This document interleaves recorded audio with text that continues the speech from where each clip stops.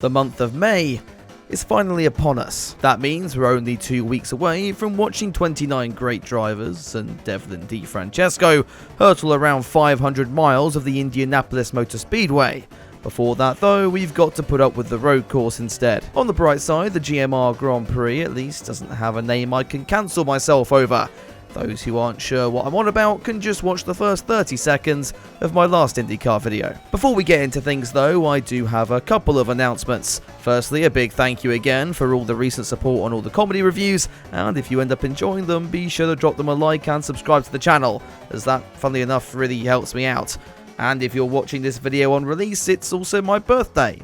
If that's not a piss poor reason to subscribe, I don't know what is. Finally, I want to give a very quick shout out to the new Isle of Man TT Ride on the Edge 3 game. They've been sponsoring all the videos this week on the channel, as the open world motorcycle game dropped on Thursday. I've got some gameplay of it out on the channel already, so if you want to take a look, all the links you need are down in the description below. The game's out on Xbox, PlayStation, PC and Nintendo Switch, so if you haven't got something you can play it on, you're basically a Neanderthal at this point. Right, let's get into the comedy review. So as I said, the GMR Grand Prix sees IndyCar head to the Indianapolis Motor Speedway for the first of 3 events on the 2023 schedule. Now, whilst the oval later in the month carries perhaps more of the fame, the road course on the circuit infield presents its own unique set of challenges. For example, the final section bringing you back onto the oval requires drivers to get as close as they can to the barriers, though if you manage to hit a wall anywhere else, something must have gone horribly wrong. As far as news goes, heading into the weekend, there wasn't a whole lot doing the rounds, despite Grosjean still being a bit grumpy over losing yet another win to Scott McLaughlin last time out in Alabama. I'm not too sure what he's got to worry about though. He's been arguably one of the most consistent drivers pace-wise this year, and took his first pole at the Indy road course back in 2021, so I'm sure he'll be straight on the pace this weekend. I say that like I haven't just watched Friday qualifying. We've got practice to cover before that though, Benjamin Pedersen getting a taste of the wall at turn 1, whilst Alex Rossi was too focused on something else as he drifted wide into the barrier at the end of his flying lap. Devlin DeFrancesco had a strange error-free weekend last time out in Alabama, to the point where I wondered if he was really the one driving the car. Worry not though, as the Andretti driver was back to his usual self this weekend, forgetting he was on the road course when he went straight at turn 1, then taking his frustrations out on a bollard as he tried to find the racetrack again. Now what did that ever do to him? Andretti's weird Friday was nowhere near over, as Colton Herta and Romain Grosjean seemed to have swapped fortunes.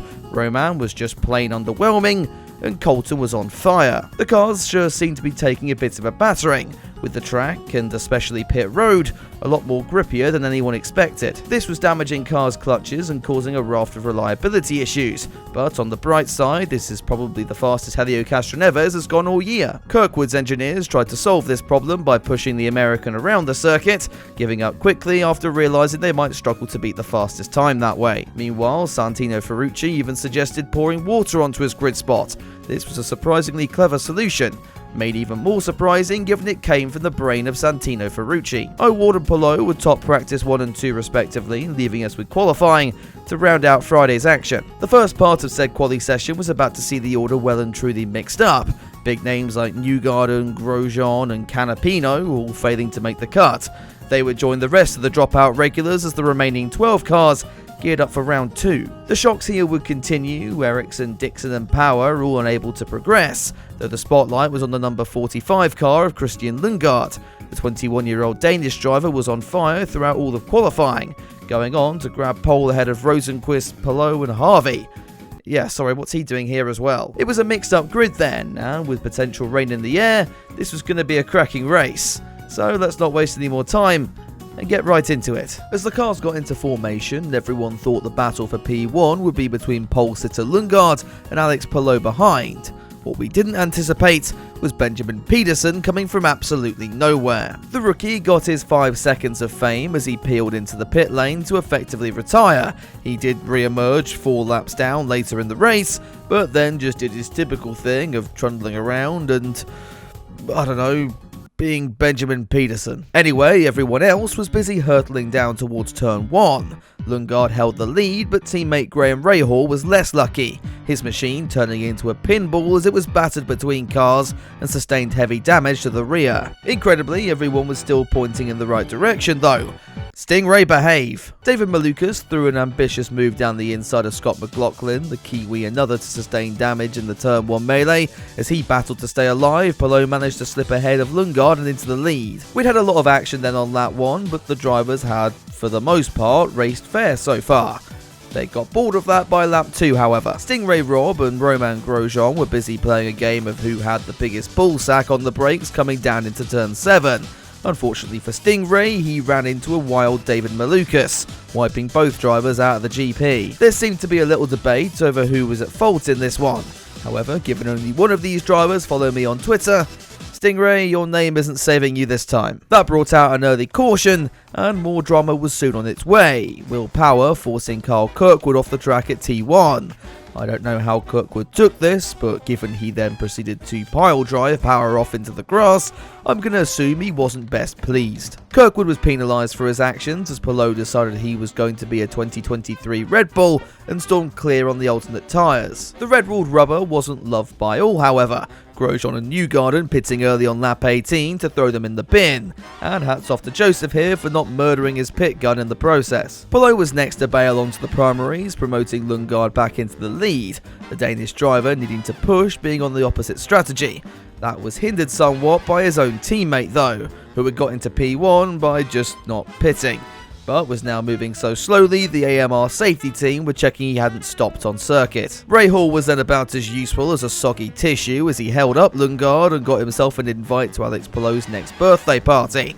Meanwhile, Romain Grosjean finally made it past Scott McLaughlin, only it wasn't for the lead this time, just 14th place. Back to the battle for P1, and it all seemed to be going in the direction of Alex Palou. The Spaniard was on supreme form and blitzed past Lundgaard, before disappearing off into the distance. Tell you what, that rain would sure be nice around now. Oh, never mind, it's missed the circuit, thanks for nothing. Lundgaard's race was falling apart, and we'd watch in despair as the Danish driver plummeted out of podium contention in the second half of the event. If you were an Alex Rossi fan though, I imagine you were slightly more cheerful. The American switch to McLaren has been a bit of a dumpster fire so far, but at the place of his most recent IndyCar win, he conveniently remembered how to drive again, and was now up to third behind O'Ward. Neither could challenge the unstoppable force that was Alex Palou, however. The number 10 Ganassi car came across the line on lap 85 to take his first win on the year. Talk about a statement to everybody else. In all, it was maybe one of the quieter races we'd seen from Indy this year, but the strategy battles were still really interesting to watch.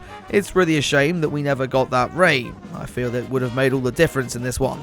Just watch last year's highlights to see what I mean. Next up for IndyCar is the big one, the Indy 500, and you can bet I'll be covering that race here on the channel with a ton of stuff in between, so be sure to get subscribed so you don't miss a single one of those uploads. A big thank you to the Isle of Man TT Ride on the Edge 3 game for sponsoring this video, and to all my patrons and channel members for supporting me in the channel. If you want to help out in that regard, all the relevant links you need are down in the description below. Anyway, that's all from me. I'll be seeing you soon with another video, but until then, have a good one.